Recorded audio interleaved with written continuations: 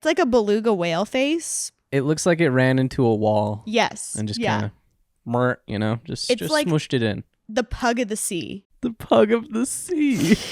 It is. That's pretty good. Welcome back to the Random Theory Podcast. My name is Josh. And I'm Grace. And together we are exploring the unknown and talking about random science stuff. In the world. In the world.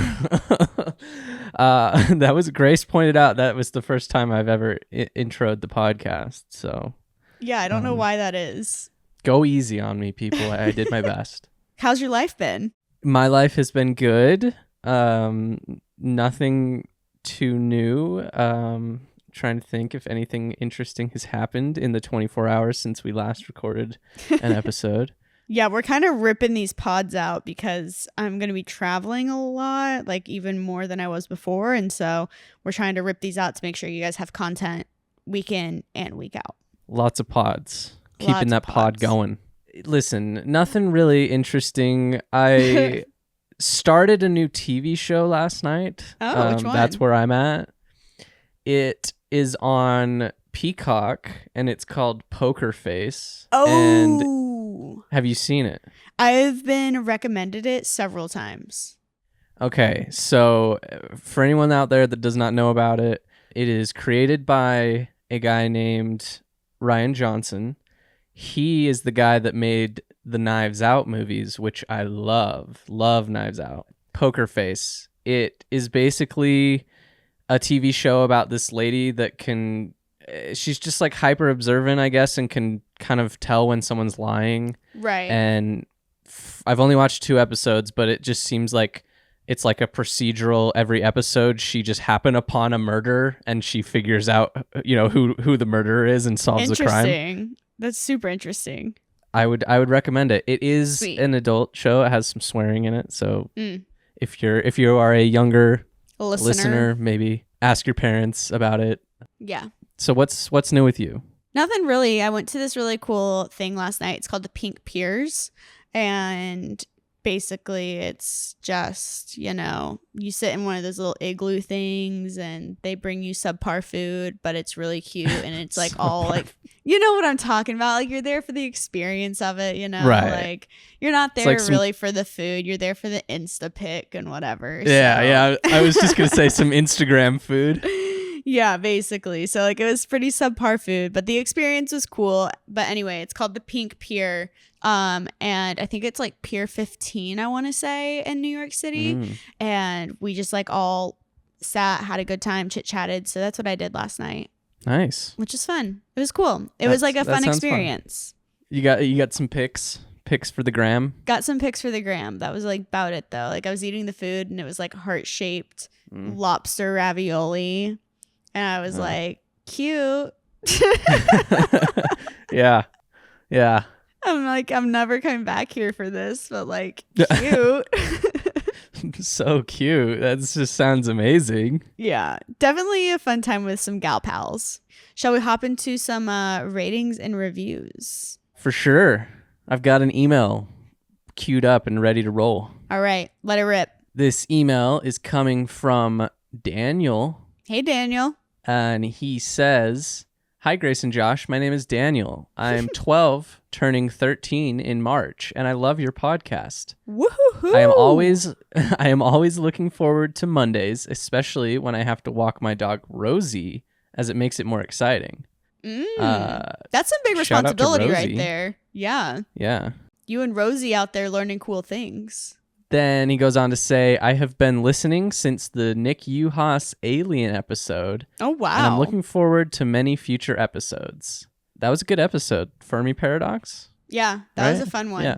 And then he says, "Here's a joke for Josh."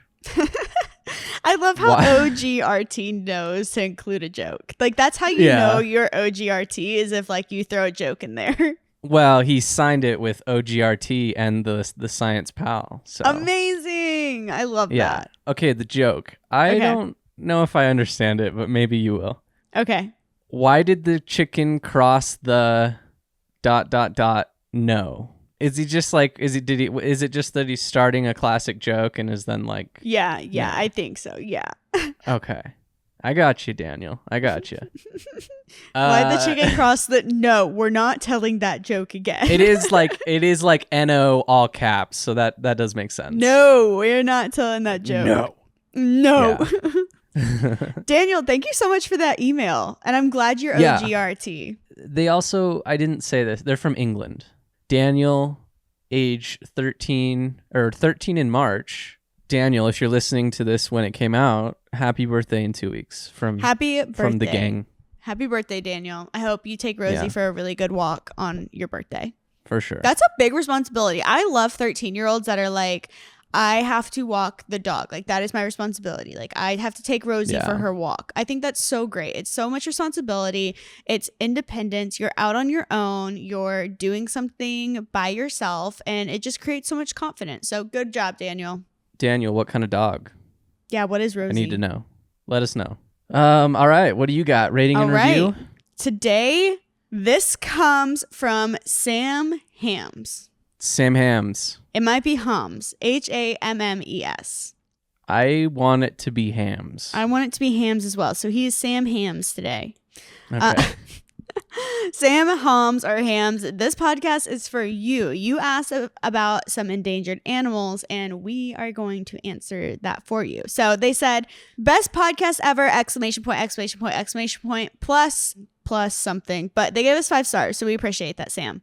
They said, I just want to say thank you so much. This is the coolest ever, and I listen to you guys all the time. I listen to you on Spotify, but I came over here to send this. Also, can you guys do an episode on the world's most endangered animal, the vaquita? Sam Hams. The vaquita. Number 1, thank you for coming over from Spotify. That's huge. I super appreciate that. Number 2, absolutely, we will do a podcast on the vaquita. I don't even know what I've never even heard of a vaquita.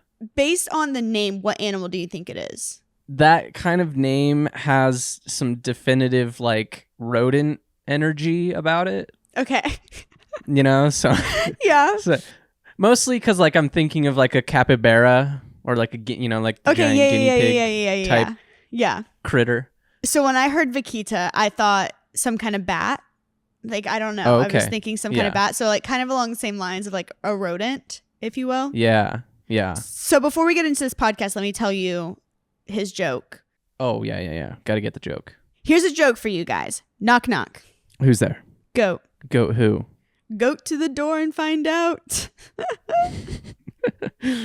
I love it. I do too. I think we've read this one before, but I do remember Sam Hams. I remember us enjoying that name. We enjoyed the name before. So Sam Hams, this podcast is for you and everyone right after this break.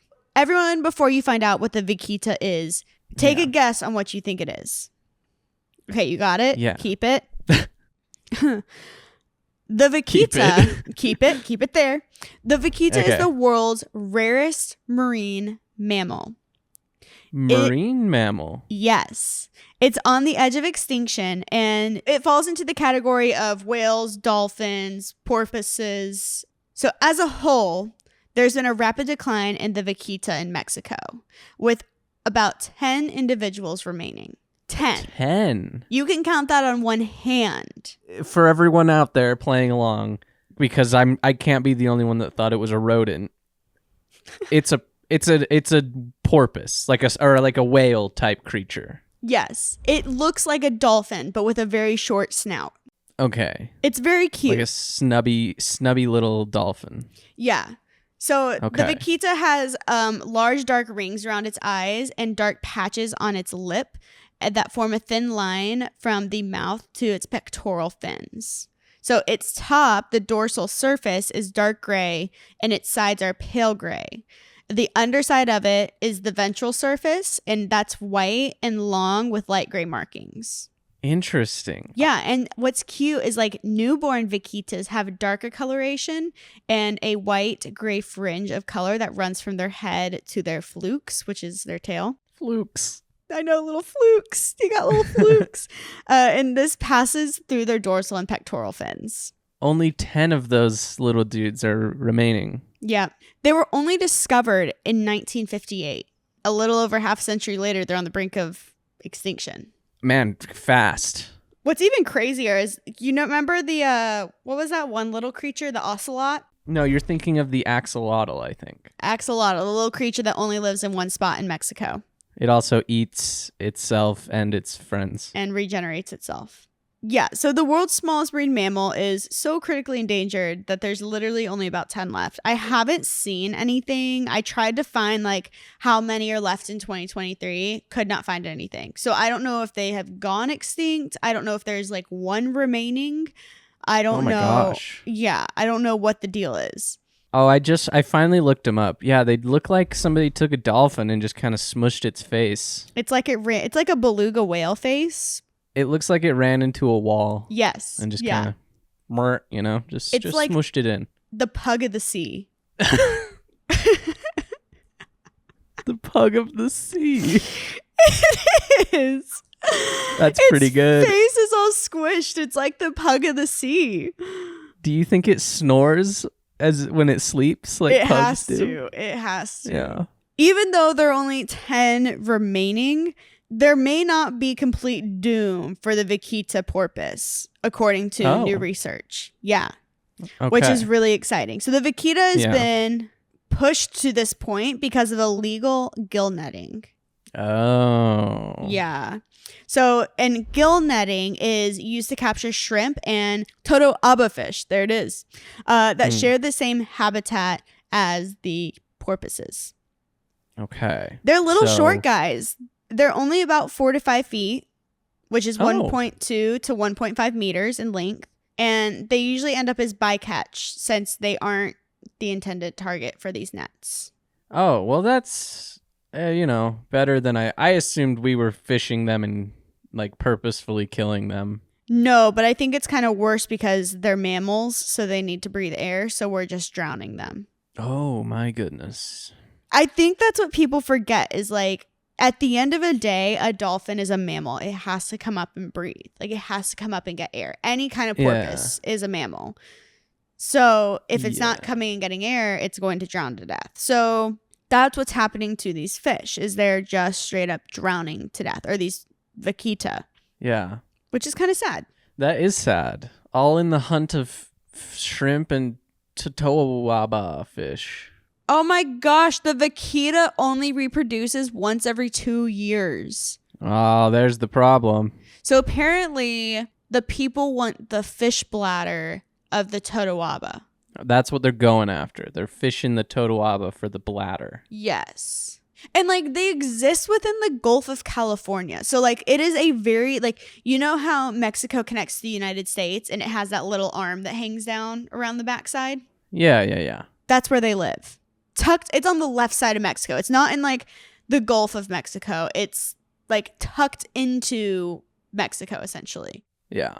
The vaquita might be my new favorite porpoise. What was the previous favorite? Well, growing up I wanted to be a dolphin trainer. Oh, okay. Nice. So Mexico has outlawed totoaba fishing and made gill netting illegal where the vaquita lives, but the practice continues unabated. So people are still doing it illegally.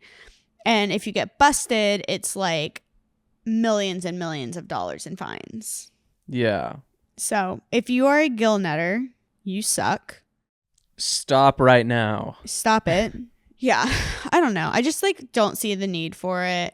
It just like irritates me more than anything. Like especially if something is like endangered or there's like a specific problem with you hunting a certain thing, like just don't hunt it. Fish the old-fashioned way. Don't do a giant net that then kills other things. It's just so annoying. It makes me so mad. So with such a small population left, researchers have questioned if the vaquita were at greater risk of extinction actually due to inbreeding because there are so many. There's only like 10 left. They can only breed with so many before they're all sisters and brothers. And then like no one can reproduce at that point. So scientists, which we didn't think this was going to take a turn to inbreeding, scientists Barbara Taylor and Lorenzo Bracco, who have been studying this risk for more than 20 years, published a paper in 1999 that suggested that the doom hypothesis of inbreeding could not be confirmed for this species. And this is actually really important because if an animal is considered doomed to extinction for this reason, conservation efforts may not be pursued. Oh, really? Yeah. So if basically the population has died out, but inbreeding has taken over, they're just like, we're done. Yeah, they're like, we can't protect it at this point. Like, the species is not going to survive. Wow. Yes. So now a team of scientists, including Taylor and Rojas Bracco, have studied genetic patterns from vaquita tissue samples collected between 1985 and 2017 by Mexican researchers. My thing is like, do we not have trackers on these cute little guys? I mean, with only 10 in the sea, we should, you know? Yeah, can we get trackers on them, please? Like, that would be great. This is like kind of a sad podcast. A bit of a downer, this one. Bit of a downer. I'm sorry. We're talking about the vaquita and its potential extinction. So, Taylor is a senior scientist at the Ocean Atmospheric Administration's Southwest Fisheries Science Center in La Jolla, California. And Rojas Bracco is a conservation biologist and a member of the National Commission of Protected Areas in Mexico. So what's exciting, though, is that they were like through these several decades, with all the samples that they've collected, they're saying that the genetics are giving them clues into the species past, but it also lets them peer into the future of the species, which is really exciting. Yeah. And it turns out these little porpoises have enough resilience encoded in their genetics to recover if gill netting is stopped. I think this is the cool part right here. So the genetic information from the vaquitas show that they appeared about 2.5 million years ago. Oh, wow. And have adapted to life in the shallow waters of the northern Gulf of California. So over the past 250,000 years, the population has fluctuated from a few thousand to about 5,000 vaquitas, which is rare when compared with other marine mammals. So the fact that they have maintained a small population for so long has helped to reduce the risk of inbreeding because they have less genetic variation between them. So in 1997, it showed that there were 570 of them, but the number declined greatly over the past 25 years. They also, what's really interesting is they have also experienced less harmful genetic mutations associated with small populations. So typically when animals with negative genetic traits meet, it's more likely that their offspring will die. But in the case of this population, that actually helps to purge harmful traits from being spread across the vaquita population. So we're just going to run through like a couple of endangered species that you might not be aware of. So orangutans, they are endangered. Oh, for sure. California condor. Basically, if you're a rhino, you're endangered because they're hunting horns. The giant hammerhead is actually endangered, which I found very interesting. Yes. The shark. Yes, the giant hammerhead shark. Yep. Oh, okay. Gorillas, axolotls, bog turtles. Just a cute little turtle. Just a cute little turtle. The rusty patched bumblebee. Also, like just bumblebees in general, right? Or on the decline a little bit. Yeah, if you see a bumblebee or a bee period, please don't swat at it or kill it because we really need them. If bees die, the whole environment in the world as we know it will take a turn. Like, look it up, do some research on it. If you're interested in a podcast on that, I would love to do one because bees are literally essential to life as we know it. Yeah. It's insane how much they do for us. Yeah, I think we should do one on bees. That'd be a good pod. The mountain chicken is endangered. Mountain chicken. It is not a chicken. What is it? It is a giant ditch frog. Excuse me? What? Yep. It's the mountain world's chicken. Yes, it is the world's largest frog species. Whoa, 8 inches in length, 8.5 inches in length. Also, it says they're ambush hunters. I mean, I guess that makes sense. I feel like most frogs probably are. Yeah.